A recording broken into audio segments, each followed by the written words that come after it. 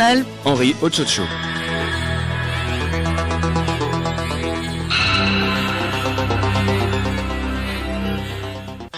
Mesdames, Mesdemoiselles, Messieurs, bonjour. Les titres de ce journal. La journée de la Terre, c'est le lundi 22 avril, une journée consacrée à la lutte pour la préservation de l'environnement.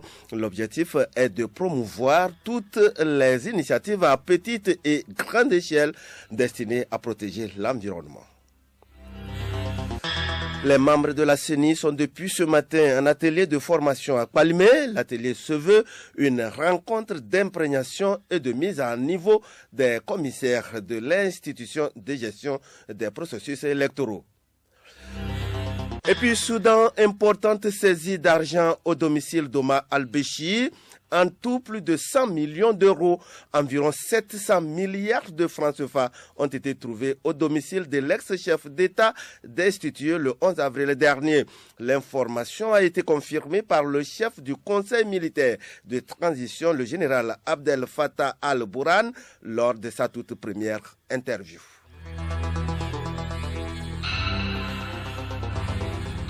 radiolomé.tg.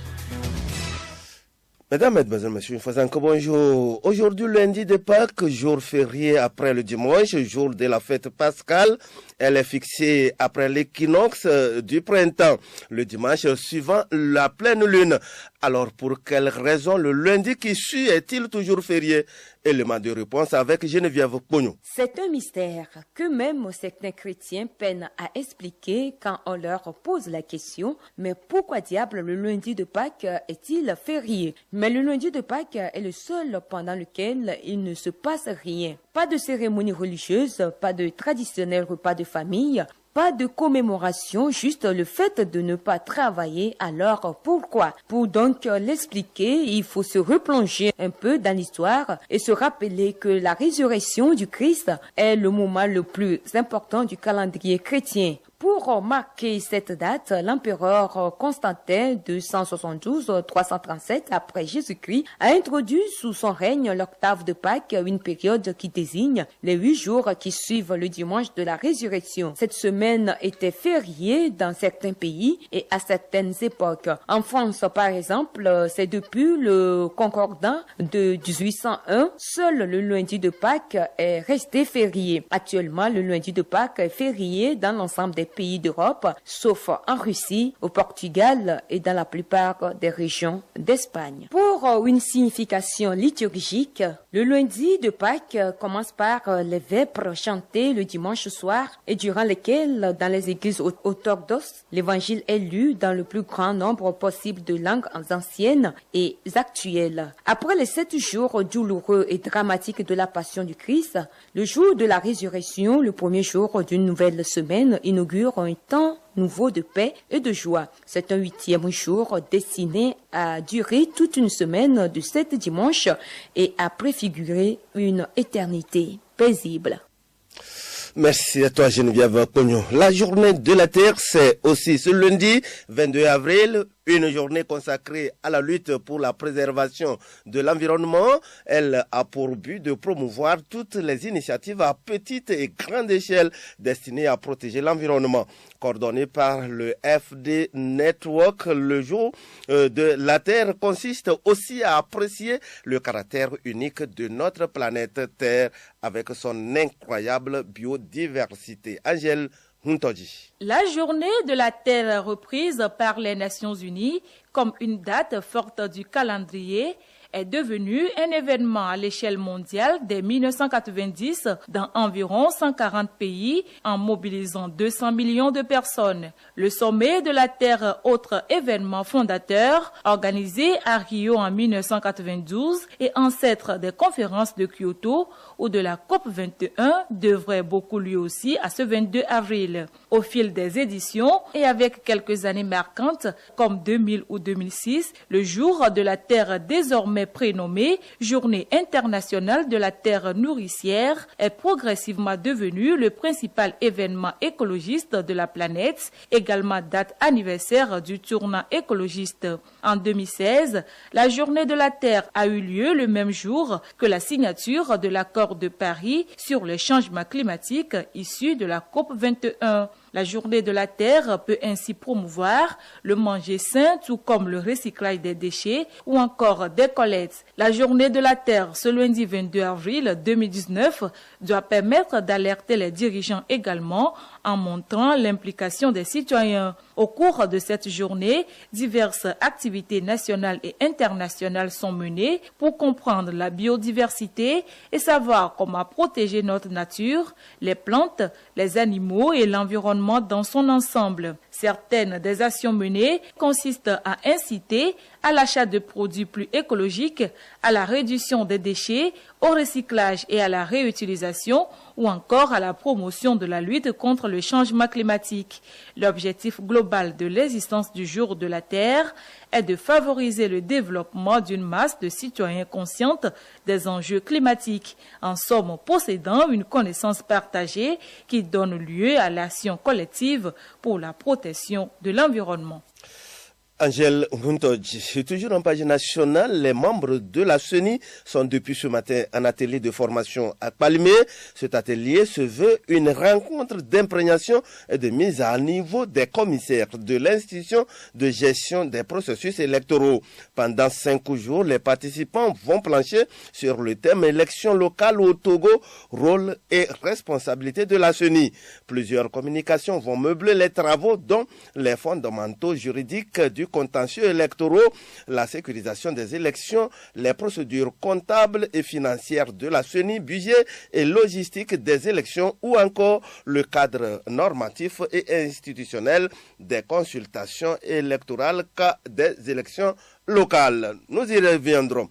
Le parti politique Union pour la République UNIR a formé hier à Lomé plus de 110 panélistes sur le plan national de développement PND et les défis de l'élection présidentielle de 2020. Ces panélistes auront à leur tour la mission de sillonner tout le pays pour former les militants à la base. Esseni Kodjo Enyeniba, coordonnateur de la cellule de réflexion UNIR. Nous avons tenu à initier cette formation de nos militants et militantes panélistes de la cellule sur le PND et l'art oratoire. Puisque le lancement officiel du PND a été fait, ça devient un créneau pour tous nous, les Togolais, de s'approprier de ce projet, de voir les opportunités que ça s'offre, afin que nous pouvons aussi vulgariser ce projet à travers toutes les régions, toutes les préfectures. Dans nos racontes, dans nos sensibilisations, nous devons être en mesure, nous devons être dans la capacité de pouvoir restituer le contenu réel de ce projet, afin que tous les Togolais puissent se sentir concernés et puissent retrouver leur part dans ce projet. C'était à l'instant Esseni Kodjo Enyaniba, coordonnateur de la cellule de réflexion UNIR. Écoutez Radio Lomé sur le web sur le www.radiolomé.tg. La série de magazines initiée par Radio Lomé dans le cadre des 59 ans d'indépendance du Togo se poursuit. Ce lundi, nous irons à la découverte de grandes réalisations d'après indépendance. Et bien depuis leur accession à la souveraineté internationale, les Togolais se sont mis au travail afin de développer leur pays. Quelles sont donc les grandes réalisations faites et à quels défis les Togolais restent-ils confrontés? Éléments de réponse dans ce magazine de Irène Tchokbedje et de Amouzou Djakpata, présenté par Hélène Assabi. Au lendemain des indépendances, les Togolais se sont mis à travailler dans l'intérêt supérieur de leur nation. C'est ainsi que de nombreux projets ont été réalisés. Il s'agit entre autres de la construction du 3e quai, la construction de certaines routes et hôpitaux. Des avancées notoires ont été également enregistrées, notamment en politique, économique et sociale. Cependant, beaucoup reste encore à faire pour relever certains défis. Quels sont ces nouveaux défis auxquels doit faire face le Togo? Dr Baye, historien, enseignant, chercheur à l'université de Lomé. Le premier défi pour les Togolais aujourd'hui, c'est la construction de l'unité nationale. Et il faut œuvrer non seulement les autorités qui dirigent ce pays, mais également pour chaque citoyen de travailler pour cette unité nationale. Ensuite, il y a la consolidation de la démocratie. Et il faut qu'on passe à la consolidation de cette démocratie-là. Il faut aller davantage, il faut réaliser d'autres prouesses en matière de démocratisation de notre pays, y compris la démocratie politique, la démocratie économique, la démocratie sociale, etc. Alors, Un autre défi, c'est le bien-être économique et social des Togolais. Et donc, nous devons travailler à ce que chaque Togolais puisse bénéficier des fruits et des retombées de l'évolution de la nation. Donc, le combat qui est à mener, c'est à la fois un combat pour les citoyens et pour les autorités, pour combattre la pauvreté, pour combattre la misère, pour combattre l'anxiété, etc., etc. Il faut aller au bien-être économique et social des citoyens. Outre les défis cités plus haut, le docteur Payet met un accent particulier sur celui du développement des infrastructures. Un dernier défi, ça c'est un défi global, c'est le défi du développement. Et quand je parle de développement, c'est en termes d'infrastructures, infrastructures routières, infrastructures ferroviaires, infrastructures sociales comme les hôpitaux, les écoles. Donc il faut que ces défis-là soient relevés pour que véritablement on se sente une nation libre depuis le 27 avril 1960. Il faut reconnaître que depuis quelques années, des efforts remarquables ont été enregistrés, notamment dans le domaine des infrastructures routières, aéroportuaires, portuaires, hôtelières, pour ne citer que ceux-là. Avec le PND, beaucoup de réalisations sont encore attendues. Œuvrons donc tous pour sa mise en œuvre. Le journal Henri Ochocho.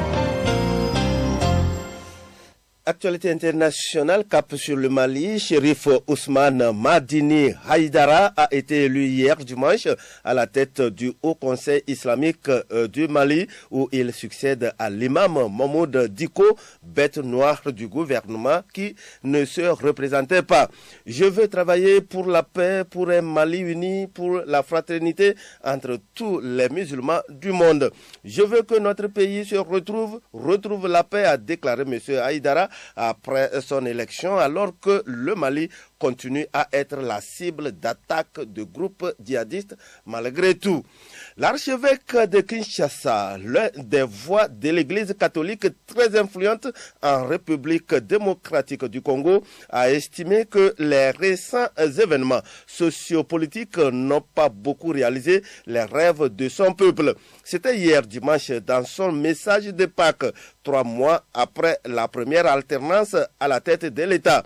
Dans notre pays, nous célébrons cette fête dans un contexte où les désespoirs gagnent de plus en plus les cœurs des Congolais et des Congolaises, a déclaré l'archevêque de Kinshasa, qui conteste toujours le résultat officiel de l'élection du 30 décembre dernier, qui a vu la victoire de l'opposant Félix Tshisekedi.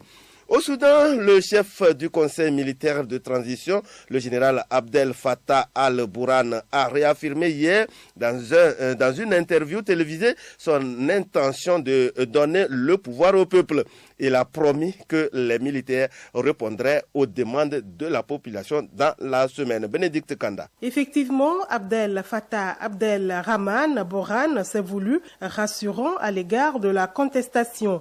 Il a en effet promis de transférer le pouvoir au peuple. C'est d'ailleurs la principale revendication des manifestants. Ils ne veulent pas d'une junte militaire. Des responsables de la contestation ont annoncé avoir suspendu les discussions avec l'armée et appellent à intensifier le mouvement. La coalition de la liberté et du changement, un groupement de partis d'opposition soudanais, estime que le conseil militaire n'a pas tenu ses promesses. L'armée aurait rejeté les noms de certaines personnalités présentées par l'opposition pour former un gouvernement civil. Ce droit de regard a été considéré par les partis d'opposition comme de l'ingérence. L'opposition reproche également au conseil militaire de discuter avec d'autres formations politiques plus conservatrices, des partis islamistes notamment, traditionnellement plus proches du régime. Par ailleurs, Abdel Fattah al-Burhan a confirmé la saisie d'argent au domicile de l'ex-président Omar el-Béchir. En tout, plus de 100 millions d'euros ont été récupérés. Rapidement, les observateurs ont rappelé que le procureur de la République mène une enquête sur un supposé blanchiment d'argent d'Omar el-Béchir. Écoutez Radio Lomé et vous avez tout le Togo dans votre maison. Chronique juridique, en dépit des efforts que font les gouvernements en Afrique pour éradiquer la torture, de nombreux défis persistent. Un groupe d'intervention judiciaire dénommé SOS Torture en Afrique a été mis en place depuis le 10 avril dernier pour mieux lutter contre ce phénomène. Découvrons-le avec Hélène Assabi. Le groupe d'intervention judiciaire SOS Torture en Afrique est composé de 16 avocats africains, dont 3 Togolais. Il a pour rôle de développer des stratégies globales et des bonnes pratiques pour mieux lutter contre la torture en Afrique. Isidore Nguele, responsable des programmes de l'Organisation mondiale contre la torture en Afrique. Ce groupe est d'abord un groupe d'échange, de bonnes pratiques. Donc c'est une plateforme qui permet de mettre autour de la table des avocats qui ont une grande expérience dans plusieurs contextes, dans plusieurs situations sur l'ensemble du territoire. Il y a des avocats qui viennent de Côte d'Ivoire, qui ont travaillé sur la crise post-électorale, donc impliquant de nombreux cas de torture, de mauvais traitements, de violences sexuelles. Des avocats qui ont travaillé sur le contexte on va dire, dictatorial au Tchad, la condamnation de l'ex-président Hissène Habré.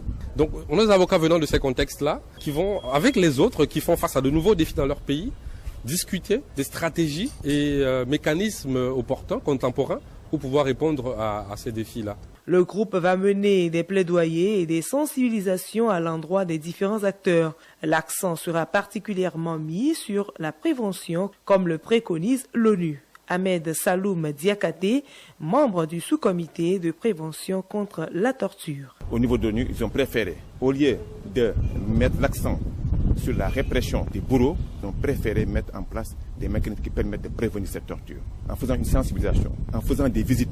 Quand la torture se passe plus souvent dans un milieu clos, où il n'y a pas de regard, mais avec une visite, un regard extérieur, on a senti que la torture commençait à diminuer. Quand il y a des guerres, les prisonniers de guerre, quand la Croix-Rouge s'est déplacée pour aller dans ces milieux, pour voir les détenus, on voyait que la torture baissait complètement. Ils se sont dit, au lieu d'attendre que les personnes soient torturées, il est préférable d'aller dans ces milieux. Avec ce regard extérieur, certainement, la torture va diminuer.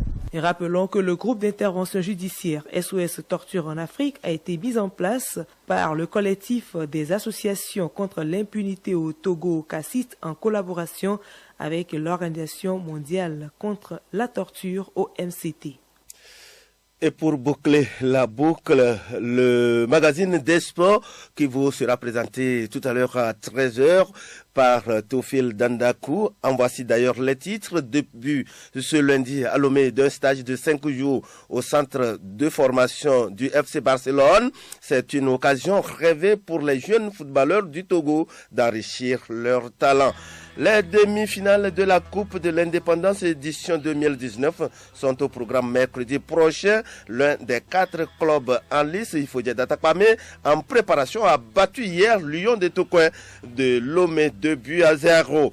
En Europe, les champions commencent à s'identifier à 5 journées de la fin de saison. Juventus en Italie, le PSG en France ont déjà savouré le titre de champion. Et puis, athlétisme, les championnats d'Afrique des cadets et juniors 2019 ont pris fin hier à Abidjan en Côte d'Ivoire. Les pays anglophones ont arraché le podium. Bon après-midi à tous et à toutes.